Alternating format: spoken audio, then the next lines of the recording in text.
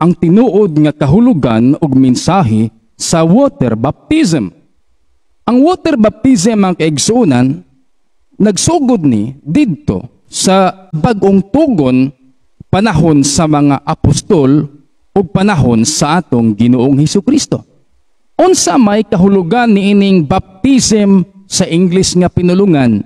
Gikuha kini gikan didto sa Grigong pinulungan nga baptizo, ang buot ipasabot mga higala, to be immersed in water, ang pagtuslob sa baga o sa dakong bulog sa katubigan. Palapakan na itong Ginoo. Atong nahibawaan og nasayran mga kaigsuonan ang mga religion or religious organization sa bisan asang lugar, labi na gyud sa mga nagpatawag og Christian. Dunay klase-klaseng pamaagi sa ilang water baptism. Ang uban mga higala kaning ilang wisik-wisikan ang bata pa, no? Diri ilang agtang. Ang uban bubuan og tubig, so pouring of water. Ang uban sprinkling, wisik-wisikan. Apan mao pa ni ang kahulugan sa baptism sumala sa Biblia, sumala sa pagtulunan sa mga apostol nga gitudlo sa mga Kristohanon kaniadtog hangtod karon. Akong usbon nga ang baptism gikan sa pinulungan nga baptizo sa Grigo, kay ang New Testament nakasulat man na siya sa Grigo nga pinulungan. Ang buot ipasabot ituslob sa daghang katubigan. Kinsa may modelo niini mga higala nga pagtuslob sa tubig aron bunyagan mga kaigsuonan, o kinsa man ang modelo niini nga water baptism, walay lain si Ginoong Hesukristo. Nga sa diha nga atong Ginoo miadto sa sapa sa Jordan aron pag sulti ni Juan, aron magpabunyag siya ni Juan. Pan si John dili unta mo bunyag kaniya kay Ginoo gud siya mga kaigsuonan. No? Samtang si John sulugoon lamang, so dili unta mo bunyag si John kaniya. Apan unsay sulti ni Kristo, John sagdi lang, bunyagi lang ko. Nga naman aron matuma nato ang tibuok pagkamatarong sa Dios. Wow. Ingon ani ang kaimportante sa water baptism, no? Gituslob si Kristo didto sa katubigan sa Jordan, pinaagi ni John the Baptist. Aron matuman o sa sulti ni Ginoong Hesukristo, it is fitting for us to fulfill all righteousness. Aron matuman nato. So importante mga higala nga magpabaptize ta sa tubig mga kaigsuonan aron makatuman kita sa tibuok pagkamatarong sa atong Dios. No? Kinsa man ang qualified for water baptism? Kinsa man ang kwalifikado og angayan mo experience sa water baptism? Kadtong mga tao nga mituo sa atong Ginoo, no? Di ta pwedeng mo baptize og tao nga wala makaila sa tinuod og buhi nga Dios.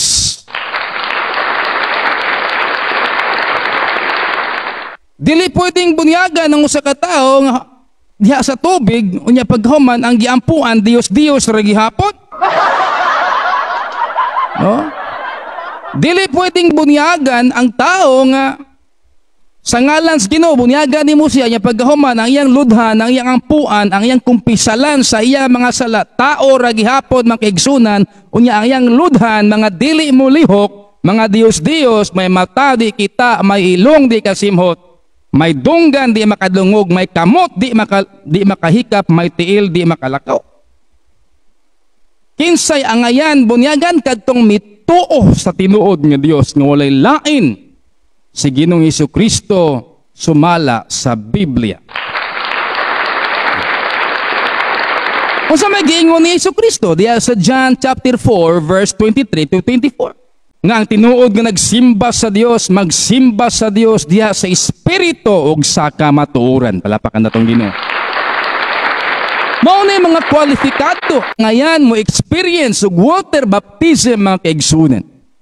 Kadtong nagdesisyon nga moalagad sa tinuod nga Dios. Marcos 16:16. Siya nga motuo og magpabunyag maluwas. No? Wala mo ingon mga higala siya nga magpabunyag unya mutuo. Wala. Ang giingon, ang mutuo unya magpabunyag. So una ang pagtuo before ang water baptism.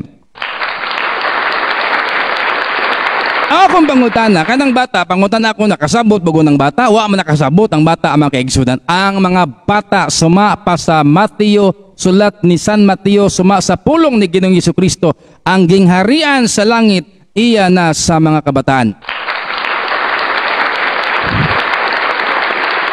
Ayaw na tagpatuuha, kamo diha, i-share ni akong video, mata na ta mga kaigsunan, patuon ta, kinahanglan ang bata bunyagan aron mahimong Kristiyano, taka mo eh.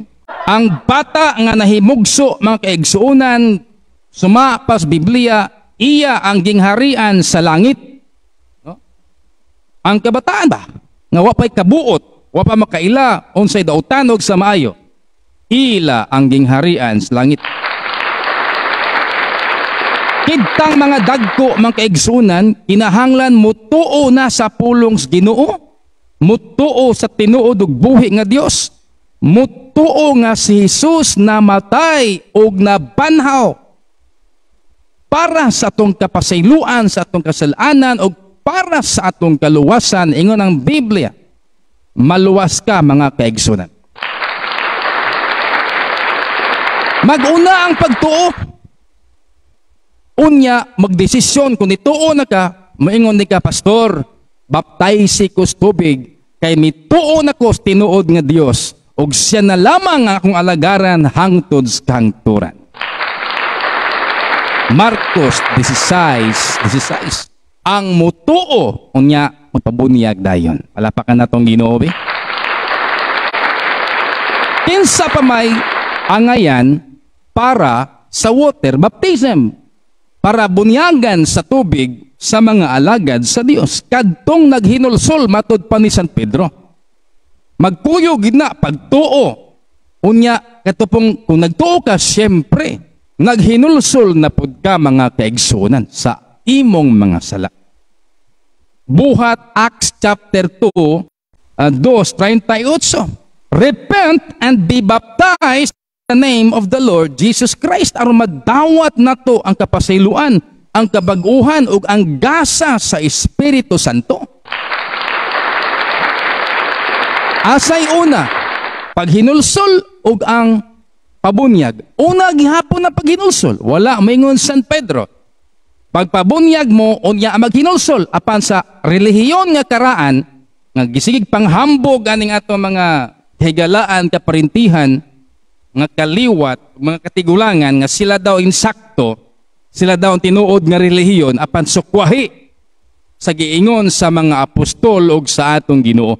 Ang giingon sa Biblia, pag hinulsol ug unya magpabunyag. Akong pangutana, ang bata makahinulsol da ina. Ang bata makamao din na musulti sa iyang sala. Ang bata nadanasay ka ng kana bang bagong nahimugso, kamao na sa mga pasaylo ako Ginoo, di magina kamao mutabi mga kaigsunan. Kinsa ang qualified for water baptism, ang ayan bunyagan sa tubig, kadtong naghinulsol. Kadtong mga tao nga naglunang sa kasalanan, kay kitang tanan pulos makasasala. No? Nganong mapabaptize man ta, o nganong maghinulsol man ta, kay kitang tanan puro makasala. Thank God nga ako naghinulsol na sa ako mga sala. Dili ko perpekto. Dili ko perpekto baga tao, pero naghinulsol na ko sa akong kasalanan. Wala na ko mo balik pa sa naandan akong kinabuhing dautan. Tungod kay ang Biblia, ang pulong paghinulsol mao ang pagtalikod sa pagkadautan. Pagtalikod sa pagsimba og mga Dios-Dios, may mata di kakita, may ilong di kasimot. May mga kamot di makahikap, may mga tiil di makalakaw. Kinahanglan imo na ng hinulsulan, biyaan na ng mga Diyos-Diyosan mga kaigsunan. Biyaan na ang mga bisyo o kahilayan mga higala o mga kaigsunan.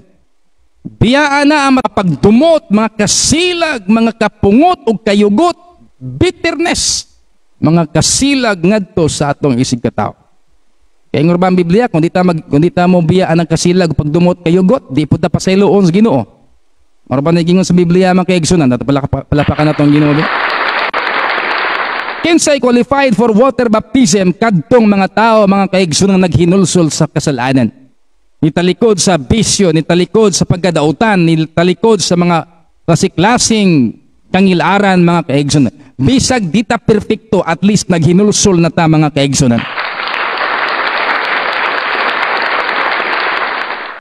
Ikatulo mga higala, katong nahimong disipulo, katong natudluan sa pagtulunan sa atong Ginoong Hesukristo. Mateo 28 versikulo 19. Niingon si Hesukristo, "Go into all nations and make disciples. Panglakaw ka mga tibok kalibutan og buhata silang akong mga tinunan." Palapakan natong Ginoo.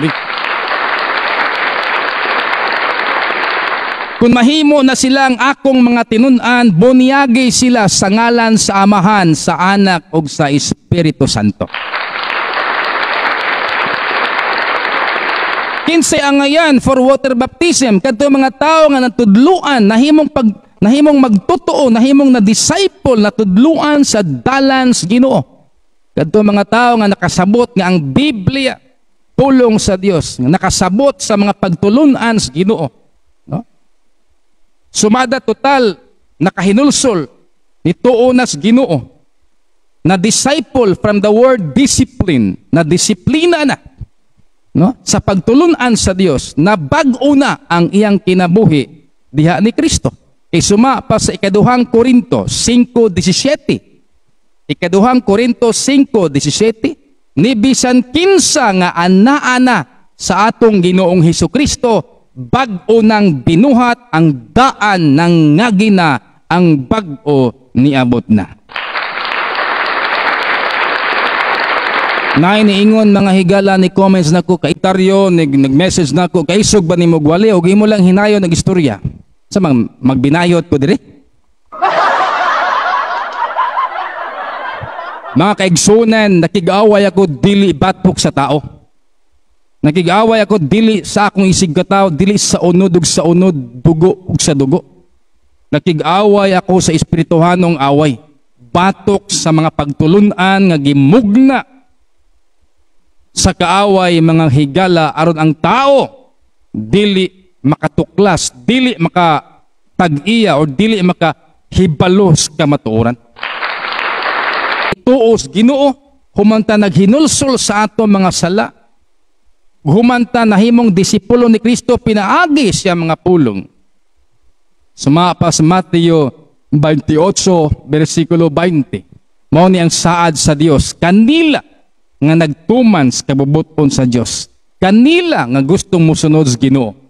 Tanawa, magauban ako kaninyo hangtod sa katapusan sa kalibutan. Kanindot sa saad sa Dios mga higala, nga sa dihang mo desisyon ta sa pagsunod sa Ginoo, di lamang igo nga nituo-tuo ta nga naay Dios, kinahanglan ato jud kining buhaton as a public testimony sama ni Kristo diha sa publiko nagpabunyag sa tubig mga kaigsunan. Pagpamatuot kung unsa ang pagkamatarong sa Dios aron pagtuman sa kinatibukan pagkamatarong sa Dios nga way ulaw-ulaw mga kaigsunan, mobarog kita sumala sa pagtulunan ni Kristo. Pamatud-an nato ang kita mga alagad sa buhing Dios, di ta maulo magpabaptay sa tubig. Kay sumapa sa Mateo 28:20 akong ginaingon kaganina, mag-uban ako kaninyo hangtod sa katapusan sa kalibutan.